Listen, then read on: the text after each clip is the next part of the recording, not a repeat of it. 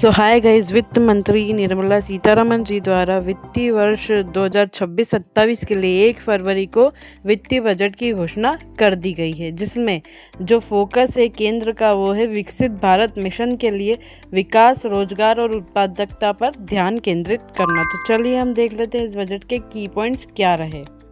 So guys, पहला है biopharma शक्ति योजना। अगले 5 वर्षों में 10,000 करोड़ रुपए का प्रावधान केंद्र द्वारा इस फील्ड में किया गया है। इसका उद्देश्य है मुख्य रूप से भारत को वैश्विक बायोफार्मा मैन्युफैक्चरिंग हब बनाना। इसमें जो R&D है, क्लिनिकल ट्रायल्स है और इम्पोर्ट है, जो निर्यात होता है, उसको केंद्र द्वारा बढ़ावा देने का फोकस किया गया है। High speed rail corridor. जी हाँ, देश में 7 हाई स्पीड रेल कॉरिडोर बनाने की घोषणा वित्त मंत्री जी द्वारा की गई है। इसका मेन उद्देश्य बड़े बड़े शहरों में कनेक्टिविटी और आर्थिक गतिविधियों को बढ़ावा देना है। India semiconductor mission 2.0। जी हाँ गाइस, वित्त मंत्री जी द्वारा सेमीकंडक्टर मिशन के लिए काफ़ी बड़ा अमाउंट जो कि है 40,000 करोड़ रुपए का प्रावधान इस इंडस्ट्री के लिए किया गया है, जिसमें चिप मैन्युफैक्चरिंग, डिज़ाइन और R&D, सप्लाई चेन मजबूती और इलेक्ट्रॉनिक कंपोनेंट्स के निर्माण जैसे विषयों पर बढ़ावा दिया जाएगा और सेमीकंडक्टर हब बनाया जाएगा इंडिया को। अब बात करते हैं टैक्स पेयर्स की। टैक्स पेयर्स के लिए भी वित्त मंत्री द्वारा कुछ प्रावधान इस बजट में किए गए हैं। यहाँ पे नया आयकर अधिनियम 2025 जो कि अप्रैल 2026 से लागू कर दिया जाएगा।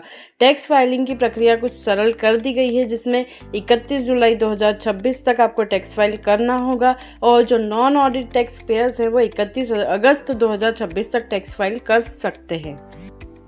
रिवाइज रिटर्न की सीमा भी वित्त मंत्री जी द्वारा बढ़ा दी गई है, जो कि 31 मार्च तक हो गई है। इसमें छोटे करदाताओं के लिए ऑटोमेटेड कम शून्य TDS लागू किया गया है। शिक्षा चिकित्सा क्षेत्र में भी TDS कम किया गया है और विदेश यात्रा पर भी TCS को घटाकर 2% कर दिया गया है, जिससे विदेश यात्रा सस्ती हो सकती।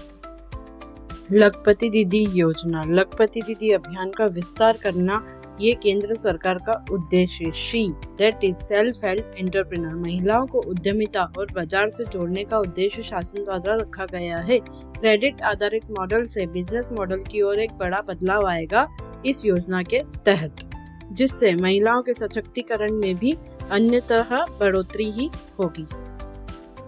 अब बात करते हैं डेटा सेंटर्स की, जो कि इंडिया में स्थापित है। डेवलपर्स के लिए शासन द्वारा 2047 तक टैक्स हॉलिडे घोषित किया गया है। जी हाँ गाइस, डेटा सेंटर और क्लाउड इंफ्रास्ट्रक्चर के लिए लंबी अवधि का टैक्स इंसेंटिव शासन द्वारा दिया गया है। वहीं पे विदेशी क्लाउड कंपनियों को 2047 तक कॉर्पोरेट टैक्स में छूट प्रदान की गई है। टैक्स डेवलपर्स के लिए काफी बड़ा प्रोत्साहन भरा कदम शासन द्वारा उठाया गया है। अब बात करते हैं इंडिया के फार्मर्स की, खेती और किसानों की आय बढ़ने पर शासन का विशेष फोकस रहा है। उच्च मूल्य फसलें, नारियल, काजू आदि, मत्स्य पालन और जलाशय विकास पर शासन का फोकस रहा है। विशेषकर कोकोनट प्रोडक्शन के लिए कोकोनट प्रमोशन स्कीम्स चलाई जाएगी मेजर कोकोनट ग्रोइंग स्टेट्स में। इसी तरह मत्स्य पालन और जलाशय विकास को विकसित करने के लिए भी शासन द्वारा इस बजट में प्रावधान किया गया है किसानों के लिए।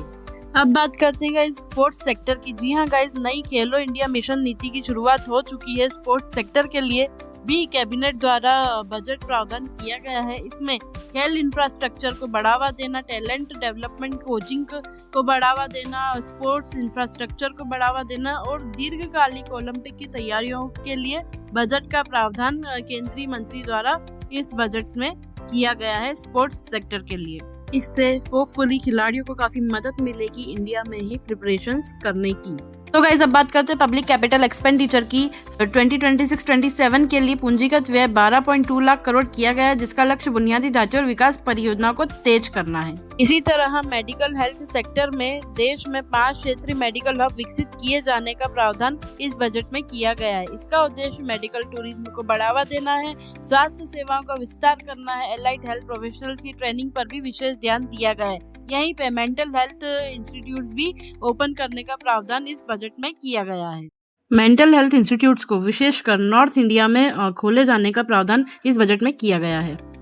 सो गाइस, टूरिज्म के क्षेत्र में नेशनल इंस्टीट्यूट ऑफ हॉस्पिटैलिटी खोलने का प्रावधान बजट में किया गया है, जिसमें होटल मैनेजमेंट और केटरिंग टेक्नोलॉजी को अपग्रेड करने का प्रावधान किया गया है और लगभग 10,000 गाइड्स को IIM इंस्टीट्यूट्स में ट्रेनिंग दिए जाने का भी प्रावधान इस बजट में किया गया है।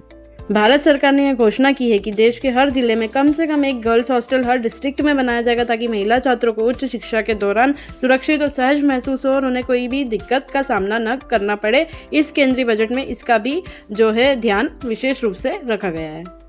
सो गाइज एट लास्ट हम बात करते हैं इस बजट के कंक्लूजन की। कुल मिलाकर बजट 2026-27 है जो ग्रोथ ओरिएंटेड विकास उन्मुख बजट है, जो कि 2047 की सोच को लेकर दिया गया है। मैन्युफैक्चरिंग टेक्नोलॉजी और बुनियादी ढांचे को प्राथमिकता देता ये बजट दिखाई दे रहा है। वहीं पे जो टैक्स के नियमों को सहज बनाने की कोशिश की गई है और व्यवसाय मजदूरों पर सीधा असर डालने वाला ये बजट पेश किया गया है। महत्वपूर्ण निवेश योजना, MSME, स्वास्थ्य, मेडिकल शिक्षा, महिला सशक्तिकरण की तरफ भी ध्यान इस बजट में दिया गया है। सो होपफुली ये वीडियो आपको अच्छी लगी हो। ये जो युवा शक्ति ड्राइवन बजट आया है, इसका हमने इस वीडियो में सरल भाषा में विस्तार से बताने की कोशिश की है। सो प्लीज़ गाइज इस चैनल को लाइक कीजिए, शेयर कीजिए और सब्सक्राइब कीजिए। Thank you.